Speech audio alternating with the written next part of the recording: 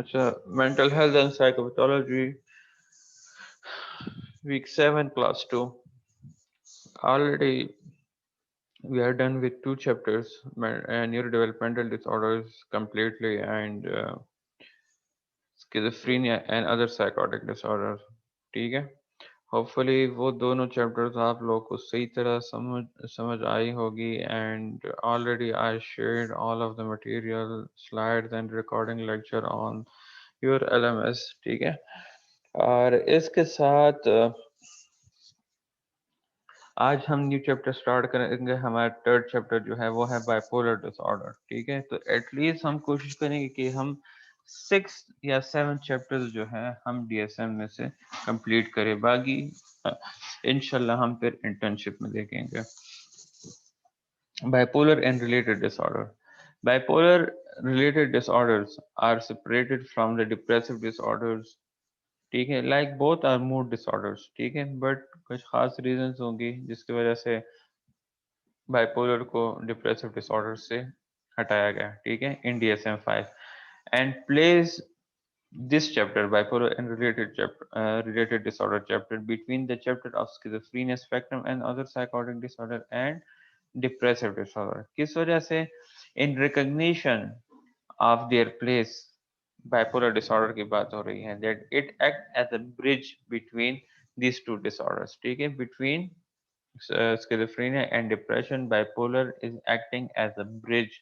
That's why it is placing as a that's why it is placing between the two disorders, schizophrenia and depression. ठीक है, अब किस वजह से इसे दरमियान में रखा हुआ है? In terms of symptomatology, symptoms के बेस पे, फैमिली हिस्ट्री के बेस पे एंड जेनेटिक्स के बेस पे। ठीक है, अच्छा, इसमें जो डायग्नोसिस इंक्लूड है वो है बाइपोलर 1 डिसऑर्डर है, बाइपोलर 2 डिसऑर्डर है, साइक्लोथेमिक डिसऑर्डर है, सब्सटेंस और medication induce bipolar and related disorder है, bipolar and related disorder due to another medical condition, and other specified bipolar related and unspecified।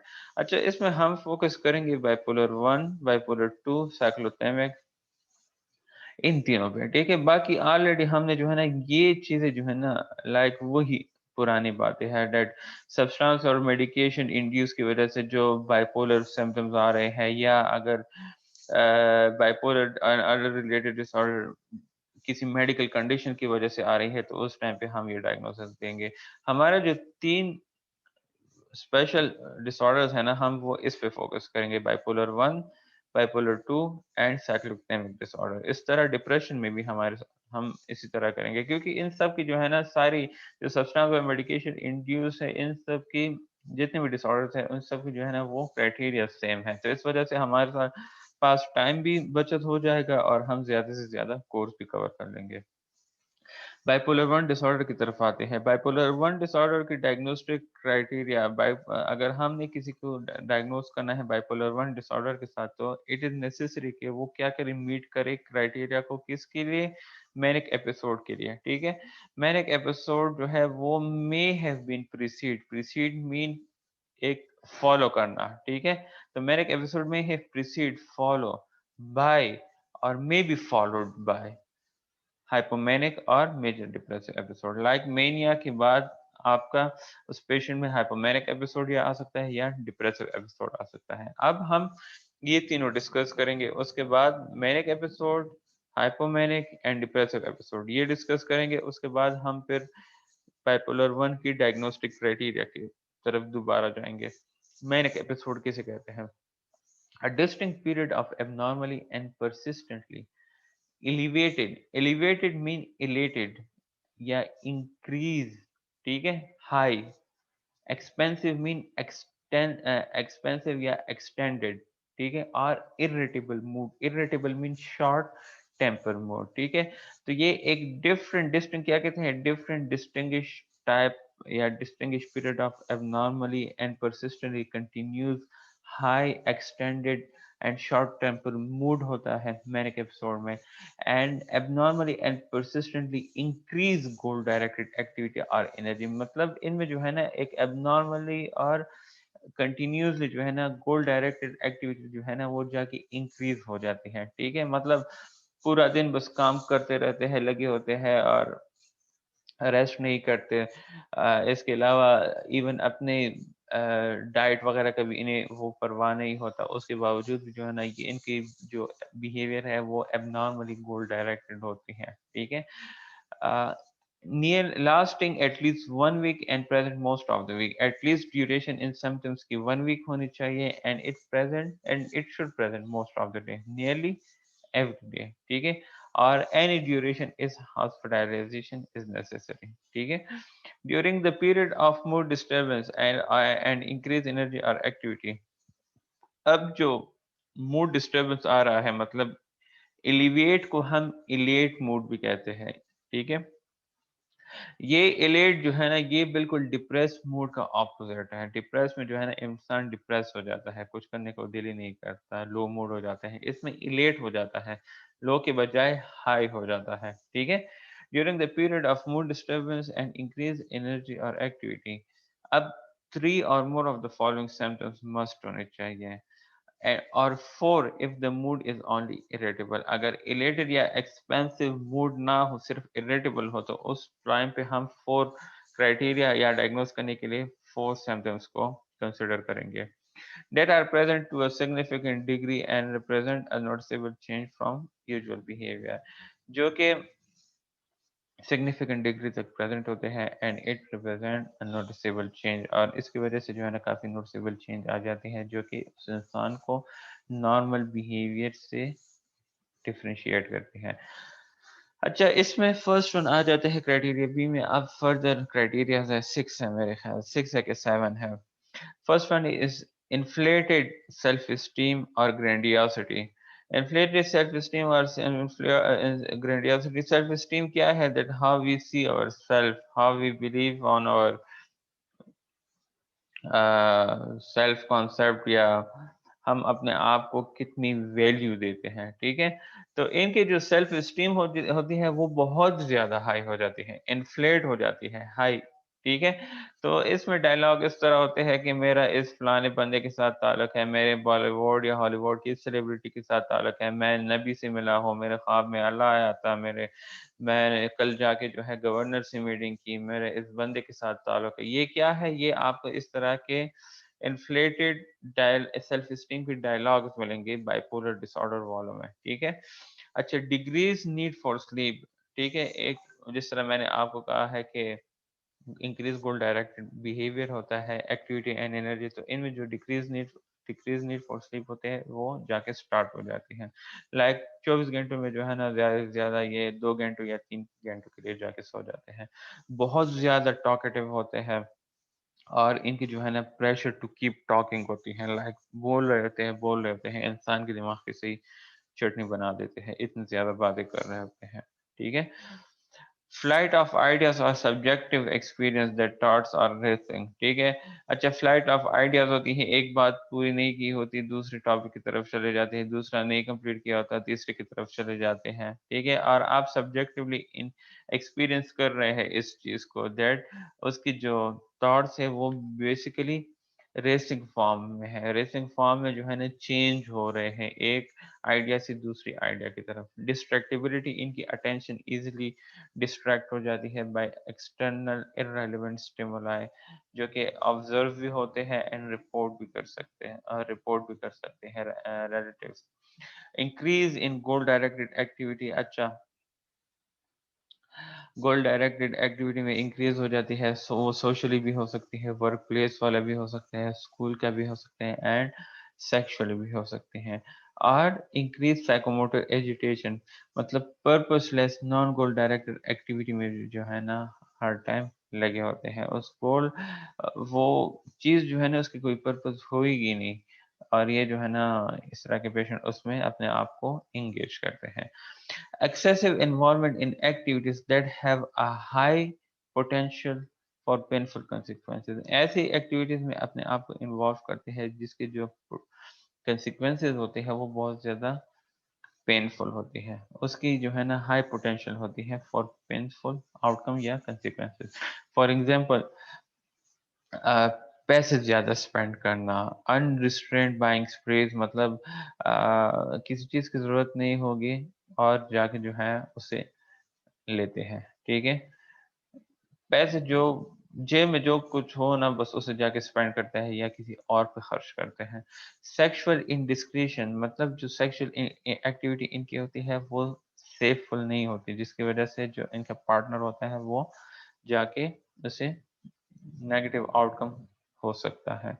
और फुलिश बिजनेस इन्वेस्टमेंट, सिली business investment में जो है ना जाके अपने आप को इन्वॉल्व करते हैं, जिसकी वजह से इन्हें नुकसान पहुंच सकता है। ठीक है, तो ये थे क्राइटेरिया बी के 7 सिम्टम्स, जिसमें से तकरीबन थ्री और मोर मस्ट होने चाहिए, और इफ मूड इरिटेबल हो सिर्फ तो फिर 4 क्राइटेरिया मस्ट होने चाहिए to diagnose someone with mania. ठीक है, अच्छा, इसके बाद आता है the mood disturbance is sufficiently severe, जिसकी वजह से इम्पेयरमेंट स्टार्ट हो जाती है सोशल ऑक्यूपेशनल फंक्शनिंग में टू नेसेसिटेट, और इसकी वजह से हॉस्पिटलाइजेशन की ज़रूरत भी होती है, दैट दूसरों को आप नुकसान से बचाए। ठीक है, और अगर स्पेशली इसके साथ साइकोटिक फीचर्स भी हो। यहाँ तक क्लियर है? जी सर। Yes, sir. अच्छा, डी है the episode is not attributable to the physiological effect of a substance. Episode जो है वो एसोसिएट नहीं करता physiological effect of a substance. मेन अगर उसकी वजह से आ रही हो तो हम मैनिक एपिसोड की डायग्नोसिस नहीं देंगे। ठीक है, या मेडिकल कंडीशन की वजह से इफ आ रहा हो। अच्छा, note criteria A to D, यहाँ तक क्राइटेरिया ए से लेकर डी तक कहाँ गया है यार ये? कंस्टिट्यूट अ मैनिक एपिसोड, ये क्राइटेरिया ए से लेके क्राइटेरिया ए से लेके डी तक क्या करता है? कंस्टिट्यूट करता है मैनिक एपिसोड को। ठीक है, एटलीस्ट वन लाइफ टाइम अगर आप लोगों ने किसी को बाइपोलर 1 डिसऑर्डर के साथ डायग्नोज करना है तो एटलीस्ट उसने लाइफ में जो है ना वो एक मर्तबा जरूर मैनिक एपिसोड गुजारे हो। ठीक है, अच्छा एक मिनट में,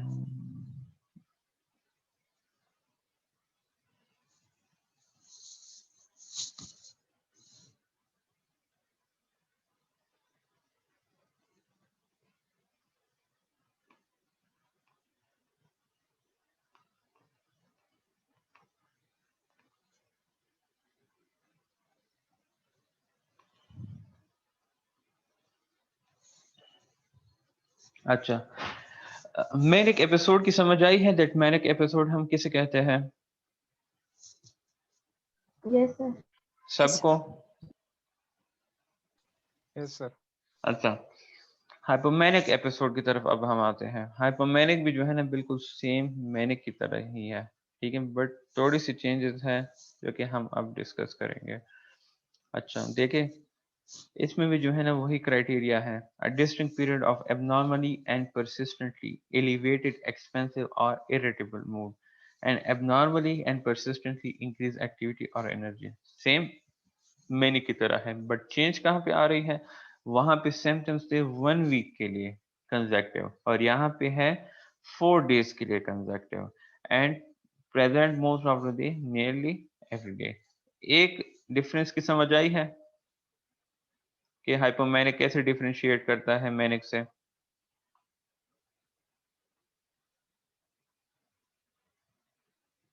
सर दोबारा टाइम समझाए सर। सर एक बात भी बता।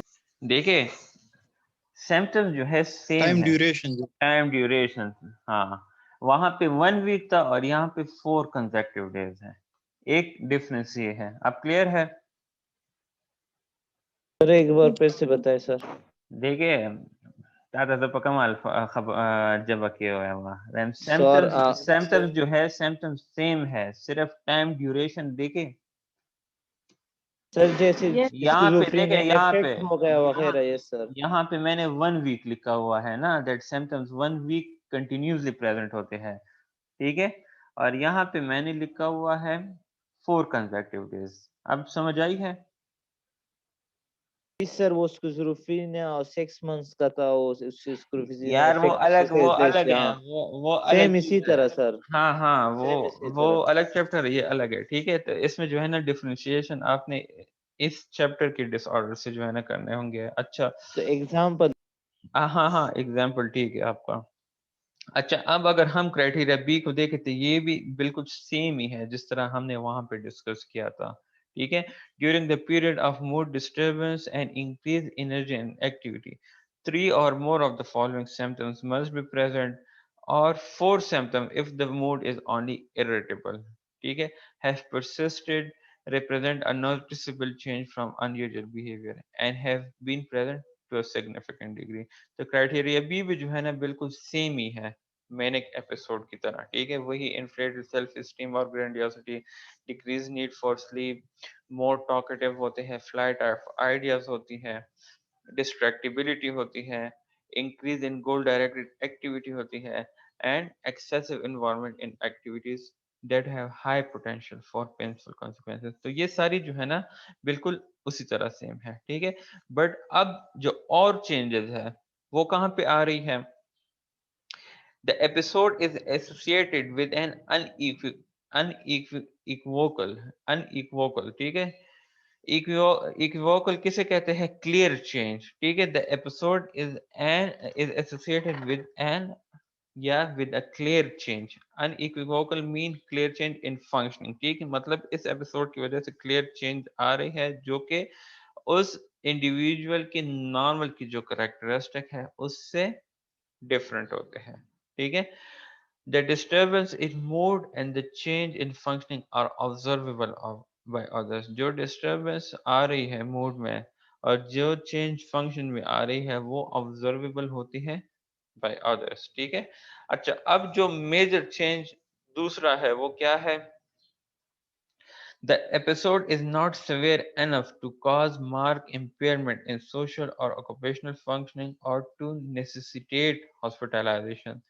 If there are psychotic features, the episode is by definition manic। ठीक है, अब सेकंड मेजर डिफरेंस ये है कि ये हाइपोमेनिक एपिसोड इतना सिवियर नहीं होता जिसकी वजह से सोशल और ऑक्यूपेशनल फंक्शन में इम्पेयरमेंट स्टार्ट हो जाए या उसकी वजह से हॉस्पिटलाइजेशन की जरूरत पड़ जाए। ठीक है, हाँ अगर साइकोटिक फीचर सिम्टम्स के साथ आ रहे हो तो दैट्स मीन वो मेनिक एपिसोड है, वो हाइपोमेनिक एपिसोड नहीं है, क्योंकि हाइपोमेनिक एपिसोड के साथ साइकोटिक फीचर्स साइकोटिक सिम्टम्स नहीं आते। समझ आ रही है जी सर। सबको? Yes, sir. Yes, sir. अच्छा, the episode is not attributable to the physiological effect of a substance, mean जो ड्रग्स वगैरह है उसकी वजह से अगर इफेक्ट आ रही हो तो उस टाइम पे हम फिर जाके वो नहीं करते, हाइपोमेनिक एपिसोड की डायग्नोसिस नहीं देते हैं। अच्छा अब criteria A to F constitute a hypomanic episode.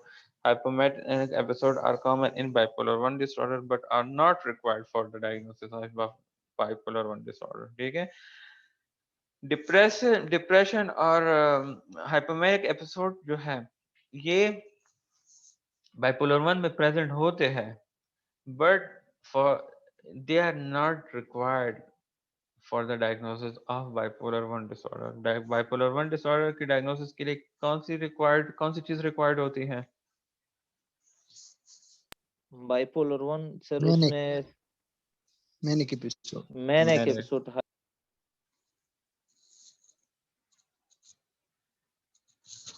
ठीक है, बाइपोलर 1 के लिए जो है ना हमारे पास मैनिक एपिसोड का मस्ट होना चाहिए for diagnosing someone with bipolar 1। ठीक है, अगर मैनिक एपिसोड आ रहा हो, हाइपोमेनिक एपिसोड आ रहा हो विद डिप्रेशन तो फिर हम बाइपोलर 2 की तरफ जाएंगे जो कि हम नेक्स्ट क्लास में डिस्कस करेंगे।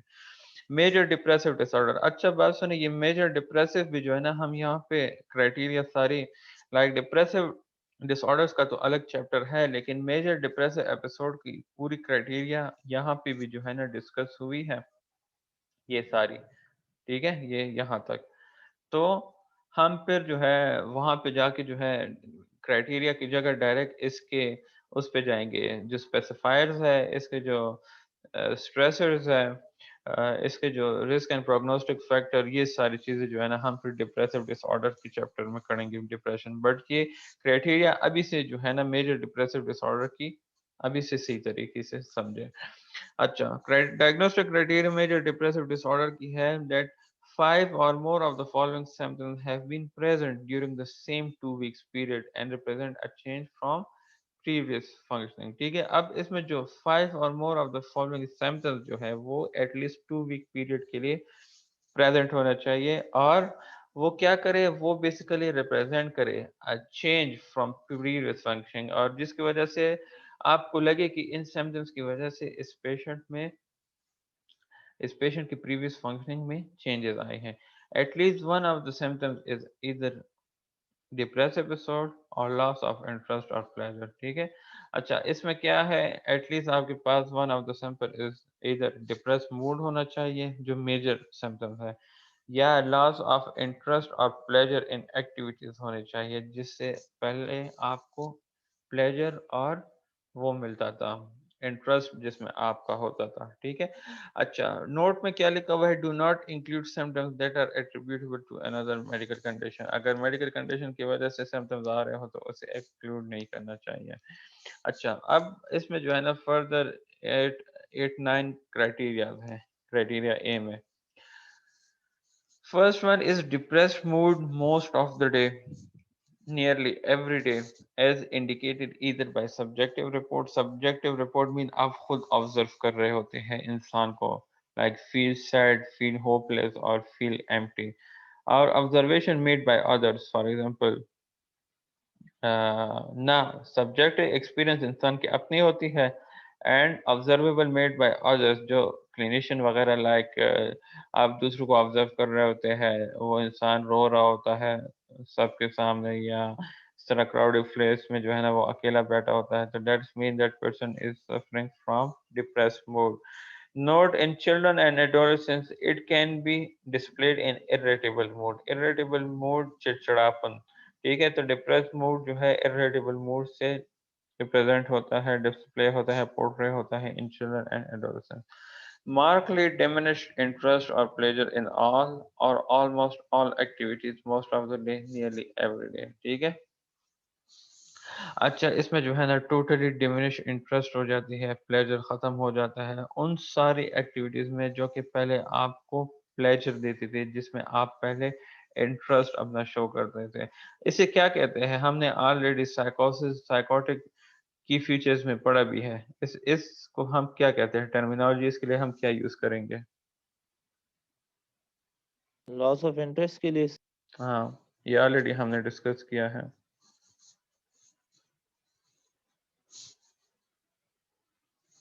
डिमेंशिया का है क्या? डिमेंशिया कहाँ से आ गई है? हाँ, सर भूल गए। इसे हम एनहेडोनिया कहते हैं। यस। ठीक है, ये टर्मिनोलॉजीज याद रखे, वरना हॉस्पिटल जाने की फिर जरूरत नहीं है। आप लोग वहां भी जाके जो है ना कुछ नहीं कर सकेंगे अगर आप लोग को ये चीजें याद ना हो। इंशाल्लाह याद करेंगे। Third point is significant weight loss when not dieting or weight gain। Depress mood या डिप्रेशन की वजह से जाके उनकी या तो वेट गेन हो जाती है और या वेट लॉस हो जाती है। ठीक है, even they are not on a diet, उसके बावजूद भी वेट लॉस हो जाते हैं। For example a change of more than 5% of body weight in a month, मतलब एक महीने में तकरीबन बॉडी वेट में 5% तक चेंज आ जाता है, कमी आ जाती है। ठीक है, और डिक्रीज और इंक्रीज इन एपेटाइट, जो खुराक वगैरह होता है, एपेटाइट भूख, उसमें या तो इंक्रीज आ जाती है, ज्यादा लगती है, या डिक्रीज आ जाती है एवरी डे। सर ये ठीक है, इंक्रीज किस तरह आता है सर? डिप्रेशन में तो सब लोग कुछ खाते ही नहीं है ये बस। ये होता है अक्सर नहीं, वेट कुछ गेन। लोग बहुत खाते हैं। हाँ हाँ हाँ, बिल्कुल, वेट गेन भी हो सकता है एंड एपेटाइट इंक्रीज भी हो सकती है। ठीक है, अच्छा जिस तरह आप लोग पे एग्जाम का प्रेशर आता है, तो एग्जाम में जो है ना कुछ लोग खाना ज्यादा कर लेते हैं। ठीक है, तो ये जो है ना आपकी वो ब्रेन मैकेनिज्म सब कुछ करवाता है, कुछ लोग खाना छोड़ देते हैं, कुछ लोग खाना पीना ज्यादा कर लेते हैं। इंसोम्निया और हाइपरसोम्निया नियरली एवरीडे। इंसोम्निया जो है नींद का कम होना, हाइपरसोम्निया नींद का ज्यादा होना। तो ये भी जो है ना एक डिप्रेशन की सिम्टम है। साइकोमोटर एजिटेशन और retardation nearly every day. Psychomotor agitation किसे कहते हैं? जो पर्पसलेसनेस या जो गोल फिजिकल ओरिएंटेड, एक्टिविटी, क्या चीज? जो पर्पसलेसनेस थी या जो नॉन गोल डायरेक्टेड या ओरिएंटेड जो ना काम ना ना होता है वो। ना ना ना ना अलीता सर, फिजिकल एक्टिविटीज में जो वो होती है ना सर। आप लोग ठीक कह रहे हैं लेकिन ऑपोजिट कह रहे हैं। साइकोमोटर एजिटेशन रिटार्डेशन मतलब ये लोग बिल्कुल अपनी जगह पे स्टिक हो जाते हैं, बिल्कुल अपनी जगह से हिलते ही नहीं है, ठीक है, मूवमेंट नहीं होती इनकी, ठीक है। जो आप लोग कह रहे थे वो उसकी है मेनिया की, आप लोग सिम्टम कह रहे हैं, ये अभी हम डिप्रेशन का पढ़ रहे हैं। डिप्रेशन ये अलामत बेसिकली बाइपोलर 1 में आ रही होती है। लाइक बाइपोलर 1 में क्या होता है, पहले मेनिया आ जाती है, फिर मेनिया के एपिसोड के बाद या तो हाइपोमेनिया आ जाती है या डिप्रेसिव एपिसोड आ जाते हैं। तो बाइपोलर क्या है, बाइपोलर 2 फेसेस है, या तो पेशेंट मेनिया की तरफ रहता है या बिल्कुल डिप्रेशन की तरफ आ जाता है, डिप्रेशन के बाद हाइपोमेनिया की तरफ, फिर हाइपोमेनिया के बाद डिप्रेशन की तरफ। अब क्लियर है, समझ आ रही है ये दैट बाइपोलर जी सर। Yes sir. बाइपोलर 1 में होता क्या है? जी सर। जी। अच्छा, अब सिक्स्थ वन इज फटीग और लॉस ऑफ एनर्जी। इंसान को बहुत ज्यादा थकावट फील होती है एंड बॉडी में जो है ना बिल्कुल लूज ऑफ एनर्जी महसूस होती है कि बिल्कुल बॉडी में एनर्जी है ही नहीं, ठीक है। यार ये हुबैबा जो है बार बार एडमिट, इससे क्या प्रॉब्लम है, नेटवर्क का इशू है या क्या मसला है इसे?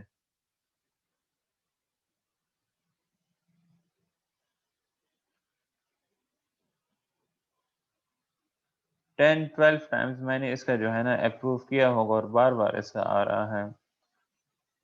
वैसे कहे अगर प्रॉब्लम हो रही है तो फिर कोई टेक्स्ट करें, अगर प्रॉब्लम हो रही ओके है सर। तो फिर रिकॉर्ड लेक्चर पढ़, वैसे भी एलएमएस में मैं देता हूँ तो वहां से फिर जाके पढ़ें। अब तेरे सर पे नहीं तो। अच्छा, seventh one is feeling of worthlessness और एक्सेसिव और इनअप्रोप्रिएट गिल्ट, ठीक है। फीलिंग ऑफ वर्थलेसनेस मतलब अपने आप को कमतर समझना दूसरों की निस्बत, दैट मेरी कोई वैल्यू नहीं है, मैं अच्छा नहीं हूँ, मैं किसी काम का नहीं हूँ, इस तरह डायलॉग आप लोगों को सुनने को मिलेंगे। और एक्सेसिव और इनअप्रोप्रिएट गिल्ट, गिल्ट किसे कहते हैं? वो जो गिल्टी फील करते हैं सर। हाँ, तो वो किसे कहते हैं, गिल्टी किसे कहते हैं? गिल्टी सर जो आप कोई काम करो फिर गलती उसके पर बाद पछतावा या ऐसा। हाँ रिग्रेट और गिल्ट में क्या फर्क है? सर, ये जब गुनाह कर लेना सर तो उससे फिर गिल्ट फील होता है। और रिग्रेट क्या है? वो डेली लाइफ में कोई काम। मुझे भी खास नहीं, रिग्रेट डिफरेंशिएशन, वाले शायद शो करते हैं कि हमसे गलती हुई है या कुछ। फिर ये डिफरेंशिएशन आप लोग खुद ढूंढे, ठीक है। गिल्ट मीनिंग जो उर्दू में जो है ना इसकी सही मीनिंग आती है वो पछतावा ही है, ठीक है। लाइक एक काम आप लोगों ने किया ही नहीं होगा और आपको जो है ना पछतावा होगा कि ये मेरी वजह से इस तरह हुआ है और मैं अगर इस तरह ना करता तो ये काम इस तरह ना होता, ठीक है। तो ये गिल्ट टाइप जो है वो फील होता है। डिप्रेस्ड, एक्सट्रीम डिप्रेशन में जो है ना फिर ये गिल्ट स्टार्ट हो जाती है। Diminished ability to think or concentrate or indecisiveness nearly every day, ठीक है। डिमिनिश एट एट जो वो है क्राइटेरिया, ये सिंपली आप पुअर कंसंट्रेशन इसमें स्टार्ट हो जाती है, इसमें जो है ना अटेंशन और कंसंट्रेशन जो है वो बिल्कुल टोटली डिस्ट्रॉय हो जाती है, एक काम पे जो है ना सही तरीके से वो नहीं दे पा रहा होता। 9 जो है रिकरेंट थॉट्स ऑफ डेड मर्ग, लाइक मरने की जो है ना वो सोचें आ रही होती है। सुसाइडल आइडिएशन आ रही होती है विदाउट अ स्पेसिफिक प्लान, या सुसाइड अटेम्प्ट भी कर लेते हैं और अ स्पेसिफिक प्लान जो बना रहे होते हैं फॉर कमिटिंग सुसाइड, ठीक है। अब क्या कहते हैं, the symptoms cause clinical significant distress or impairment in social, occupational और other important areas of functioning, ठीक है। symptoms, इन symptoms की वजह से इन areas में जो है बेसिकली इम्पेयरमेंट स्टार्ट हो जाती है, और जो एपिसोड है वो फिजियोलॉजिकल इफेक्ट ऑफ सब्सटेंस की वजह से नहीं आता। अगर आता है तो फिर हम ड्यू टू सब्सटेंस और मेडिकेशन इंड्यूस्ड डिप्रेसिव उसका वो देते हैं। Criteria A to C constitute करते हैं मेजर डिप्रेसिव एपिसोड को, ठीक है। मेजर डिप्रेसिव एपिसोड जो है वो क्या है, they are common in bipolar 1 disorder, but उसके डायग्नोसिस के लिए रिक्वायर्ड नहीं है। जिस तरह मैंने आपको कहा है कि फर्स्ट ऑफ ऑल हमारे लिए इम्पोर्टेंट चीज मैनिक एपिसोड है।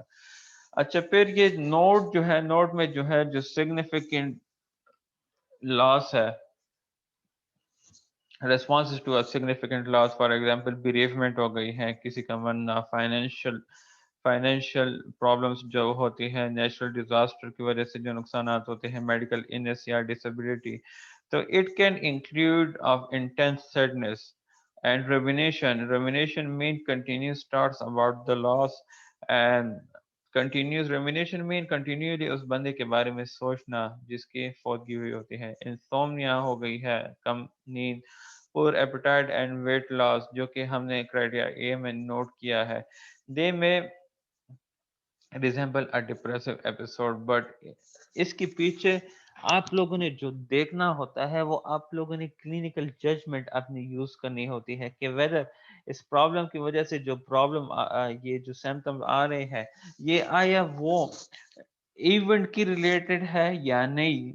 इस चीज ने जो है ना वाकई में वो क्लिनिकल पिक्चर जो है वो जाके वो डिस्प्ले की है डिप्रेशन की। देखें यहाँ पे, this decision without any doubt requires the exercise of clinical judgment based on the individual history and the cultural norms for the expression of distress in the context of loss। ठीक है, आप लोगों ने clinical judgement use करना होता है जो कि बेस करता है इंडिविजुअल की हिस्ट्री पे और जो उसके कल्चर नॉर्म्स होते हैं, दैट कैसे उसने जाके उस डिस्ट्रेस को एक्सप्रेस करना है in the context of loss. ठीक है, इसमें जो है ना क्लिनिकल जजमेंट में आपने क्राइटेरिया को भी देखना होता है कि 2 मंथ्स 2 वीक्स क्राइटेरिया है डिप्रेशन की, तो उसके बेस पे भी जो है ना आप लोग फिर उसे जाके डायग्नोज कर सकते हैं। अच्छा, अब बाइपोलर 1 डिसऑर्डर की क्राइटेरिया की तरफ आते हैं। दैट बाइपोलर 1 डिसऑर्डर हम अब डायग्नोज कैसे करेंगे बंदे को इसके साथ। Criteria have been met for at least 1 manic episode, एक तो ये हो गया, ठीक है, ये इंपॉर्टेंट चीज है बाइपोलर 1 में। दैट क्राइटेरिया मैनिक एपिसोड के लिए मस्ट मीट होनी चाहिए। The occurrence of the manic and major depressive episode is not better explained। अगर manic and major episode depressive episode आता है तो that is not due to psychoaffective disorder, that is not due to schizophrenia, that is not due to schizophrenia from or delusional disorder or other specified or unspecified schizophrenia spectrum and other psychotic disorder। ठीक है, तो ये जो है ना ये दोनों एक इंडिपेंडेंट सिम्टम्स या एपिसोड होते हैं जो कि बाइपोलर 1 में आ रहे होते हैं। अगर मैंने की जगह हाइपोमेनिया हो जाए सिंपली तो फिर वो बाइपोलर 2 बन जाता है। जी sir. Hypomania and major depressive episode वो bipolar 2, and manic and major depressive episode ये हाइपो बाइपोलर 1। अच्छा, इसके स्पेसिफाई ये सारे स्पेसिफायर्स है। मीन एंशियस डिस्ट्रेस के साथ भी हो सकता है, मिक्स फीचर्स भी हो सकते हैं, रैपिड साइक्लिंग भी हो सकते हैं, melancholic features, atypical features, mood congruent psychotic features भी हो सकते हैं, मूड इनकॉन्ग्रुएंट साइकोटिक फीचर्स भी हो सकते हैं, विद कैटाटोनिया भी हो सकता है, पेरिपार्टम ऑनसेट भी हो सकते हैं, एंड सीजनल। ये सारे स्पेसिफायर्स जो है हम डिप्रेशन के साथ इन डिटेल पढ़ेंगे, इसलिए मैंने यहाँ पे एक्सप्लेन नहीं किया। जब वहां पे हम डिटेल में पढ़ेंगे तो आपको जो है जाके समझ आ जाएगी ऑटोमेटिकली। अच्छा, एसोसिएटेड फीचर्स, ये एसोसिएटेड फीचर जो है मैं नेक्स्ट लिंक में शेयर करता हूँ। अभी 3 मिनट्स इसमें रह गए हैं, काइंडली थोड़ा सा जल्दी ज्वाइन किया ओके करें। सर।